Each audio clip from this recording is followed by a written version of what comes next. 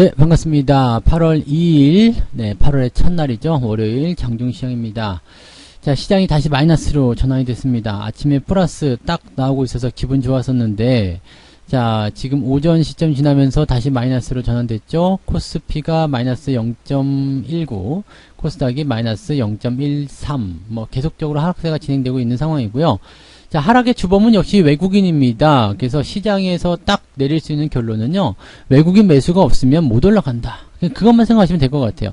외국인 매수가 없으면 못 오른다. 이것만 여러분들 기억하시면 그 다음부터는 주식이 좀 편해지실 거예요. 왜냐면 지금은 더 기다려야 되는구나. 매수를 하면 안 되겠구나. 좀 더 버텨야 되겠구나. 이런 느낌들을 아실 수 있다는 얘기죠. 그러니까 요 포지션을 우리가 잘 생각하셔야 된다는 얘기입니다. 자, 수급이 없이 주가가 올라가는 거 없어요. 매수가 없이 주가가 상승할 수가 없습니다. 그래서 그 부분을 좀 생각하시면 되겠고요. 그래도 다행히 금융투자 쪽에서 매수를 열심히 해주면서 대형주 쪽을 받침을 좀 만들어주고 있거든요. 그러다 보니까 투자 심리는 조금 살아나는 듯한 그런 느낌은 좀 있습니다. 근데 투자 심리가 또 나빠질 수 있는 배경은 지수가 마이너스로 전환되는 그런 포인트가 아닐까 생각되긴 하는데, 이건 조금 더 기다려 봐야 되겠죠. 자, 오늘 금융투자는 대형주를 매수하게 되면서 시장에 대한 어떤 상승을 조금 노리는 그런 모습이긴 한데, 외국인들이 쉽게 도와주지 않습니다. 이 외국인 매수가 오후에 어떻게 돌아갈 것인지 그런 부분도 생각하셔야 됩니다. 그래서 외국인들의 수급이 유지가 잘 되고 있다라면 큰 문제 없이 진행될 수 있겠다. 이렇게 판단하시면 될 것 같죠. 그러니까 수급 전환이 어떻게 되느냐, 그 부분이 오늘 오후의 핵심이라고 보시면 되겠습니다.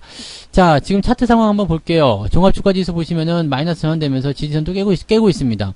지금 그 종합주가지수의 지지선에 대해서 굉장히 궁금해하신 분들 많이 계실 텐데, 매물대가 가장 많은 곳이 가장 두꺼운 지지선입니다. 그 라인대는 3150포인트 요 정도라고 보시면 될 것 같은데, 여기가 이제 1차적인 지지선이 될 겁니다. 가장 그것과 더 위쪽에 있는 지지라인대는 바로 지금 라인대로 봤을 때 3220 정도 되네요. 지난 7월에 있었던 저점이죠. 7월 9일날 저점. 그 자리가 이제 지지선 역할을 하는데, 이제 지난 주말에 이제 깨고 내려갔기 때문에 그 부분에서 이제 추가 하락이 좀 나타나는 것이 아닌가 생각되긴 합니다. 보통 이 정도 지지선에서 반등을 좀 잡아줘야 되는데, 반등을 잡지 못하는 것은 외국인 때문이다라고 보시면 되겠고요. 금융투자 입장에서는 약간 그 속이 탈만한 입장인 것 같아요. 지난 22일경부터 계속 매수해왔는데, 지금 주가가 계속 떨어지고 있거든요. 매수를 계속 하는데 주가가 떨어지니까 손실이 나고 있을 거 아니에요. 손실이 나고 있으니까 마음이 조금 급해지고 있는 그런 상황이다라고 보시면 될 것 같습니다. 하지만 금융투자 입장에서도 어느 정도까지 계속 밀릴 것이다 라고 생각하지 않을 거예요. 왜냐면 계속 밀린다라면 어떤 식의 조치라도 취할 것 같은데, 그런 게 아니고 계속 사들이고 있잖아요. 계속 사들이고 있다는 것은 지지가 어느 정도 되고 나면 반등을 좀 해줄 것이다 라고 보여지는 부분이 되겠죠. 계속 사자 이런 식의 느낌일 것 같아서 어떻게든 올려놓고 마무리 지어야 되겠다 이 생각하는 것 같습니다.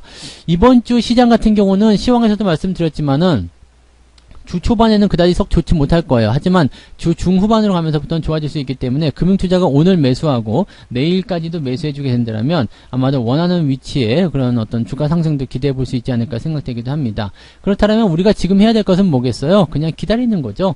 네, 외국인들 수급이 계속 나쁘게 나타나고 있기 때문에 이 부분에서는 우리가 뭔가 해낼 수 있는 방법이 없잖아요. 외국인들 니들 왜 자꾸 팔아? 빨리 매수해. 니들 사람 말이야. 이렇게 얘기할 수 있는 것도 아니고, 그렇게 얘기한다고 해서 들어줄 것도 아니고요. 그래서 외국인들 매도가 계속 나오는 부분들은 반드시 조심해야 되는 거고요. 외국인들 매도는 단기적으로 상승한 종목들에 좀 집중되는 부분이 좀 있습니다. 대형주는 말할 것도 없고요. 그 다음에 이제 단기적으로 올라가서 테마가 좀 형성된 종목들도 차익 실현의 욕구들이 나타나고 있기 때문에 이런 부분들로 형성이 되고 있습니다. 자, 코스닥 같은 경우도 지금 마이너스 전환이 되어 있는 모습이고요. 코스닥은 지지선대가 지금 가까이에 있었지만 이걸 깨고 내려간다면 60일 이평선으로 버셔야 되겠죠. 그래서 1000포인트 조금 위쪽인데 1010포인트 정도 되네요. 그래서 그 정도 라인 때까지 변동 라인 생각하고 있으면 되겠다 보시면 되겠습니다.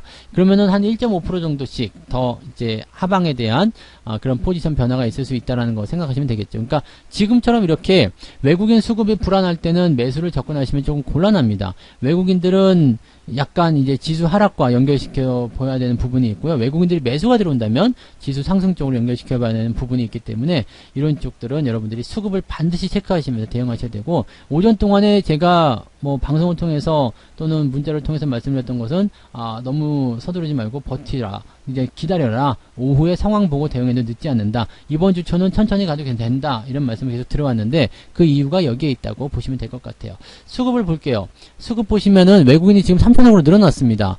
계속적으로 이제 늘려가고 있는 상황이고요. 추세 자체도 좋지 않아요. 연기금도 그냥 눈치 없이 지금 같이 우리도 팔까라고 생각하면서 지금 들어오는 상황인데, 연기금 얘네들은 이러면 안 되는데 얘네들까지 매도가 들어가면 금융투자가 너무 힘들겠죠.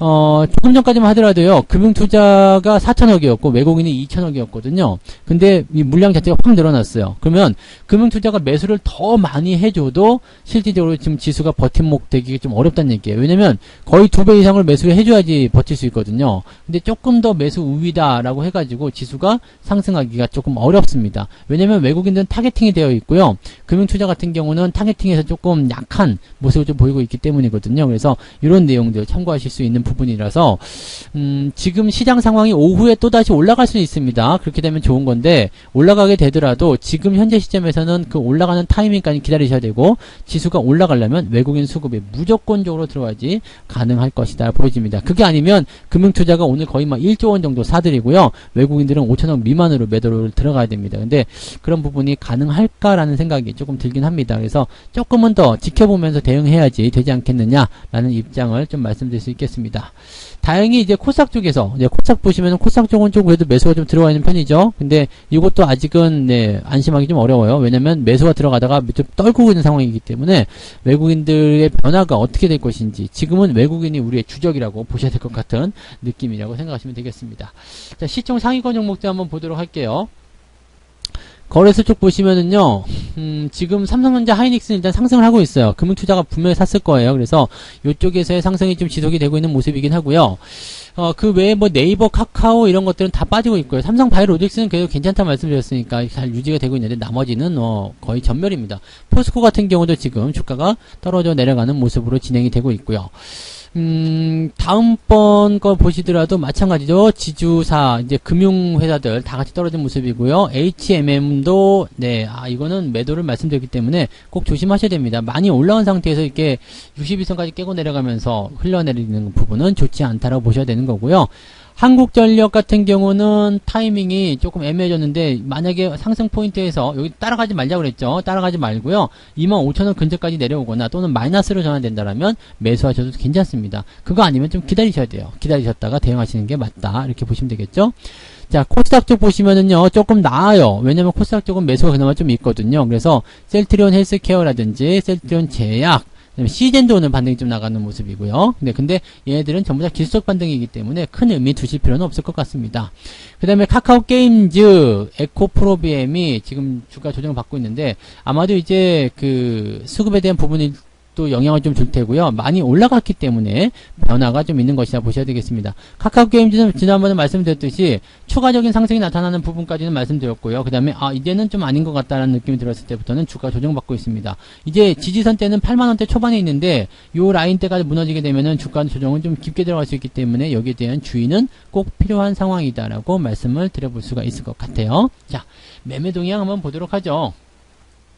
자, 오늘 매매 동향을 좀 살펴보시면 지금 11시 10분 자료입니다. 기관들이 삼성전자 하이닉스를 사고 있죠. 이건 뭐 부정할 수 없는 부분입니다. 금융투자가 샀을 거예요.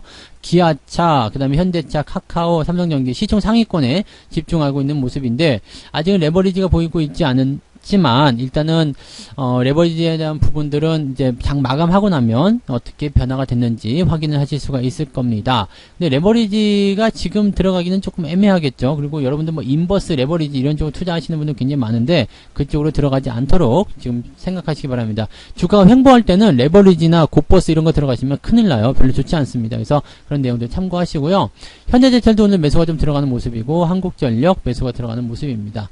그 외에는 지금 뭐 들어보지 못한 종목들이네요. 그린플러스 모르는 종목인데요. 그 다음에 제이시스 메디칼 모르는 종목입니다. 그 다음에 NC소프트 팔고 있고요. 그 다음에 이런 종목들은 이제 올라간 상태에서 떨구는 모습인 것 같아요. 그래서 반짝 해놓고 나서 떨어먹는 그런 모습인 것 같아서 수익을 내놓고 파는 그런 상황이지 않겠나 생각됩니다. 일단은 이 금융투자 쪽에서는요, 이 기관 쪽에서는 지금 삼성전자 하이닉스를 붙잡고서 지수를 방어하려고 안간힘을 쓰고 있다고 생각하시면 될 것 같고, 매도 쪽의 물량들은 많지 않습니다. 반면 외국 넘어가면 반대겠죠? 네, 삼성전자 1등으로 팔고 있습니다. 물량이 아직은 많지는 않습니다. 거래량이 좀 많이 줄었다는 것에 좀 안심을 좀 해야 될 것 같긴 합니다. 그래서 삼성전자, 현대차, 네이버, 카카오 게임즈, HMM, 시총 상위 있는 거 다 갖다 팔고 있습니다. 그리고 많이 올라갔다고 생각되는 종목들 위주로 던지고 있기 때문에 그 부분들이 계속 진행되고 있고요.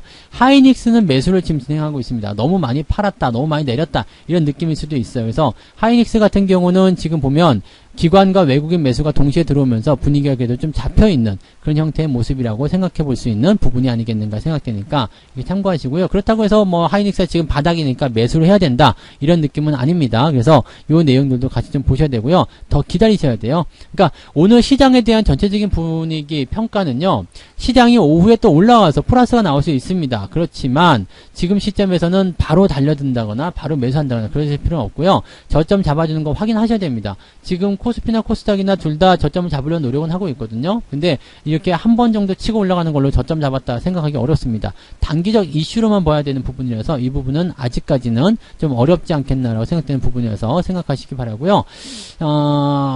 조금은 기다리셔야 돼요. 자, 일단 주 초반, 그 다음에 오늘은 오후 정도까지 기다렸다가 오후 늦은막히 매매를 나서는 그런 전략을 세워주시면 조금 더 변동성이 더 자유롭지 않겠는가 생각됩니다.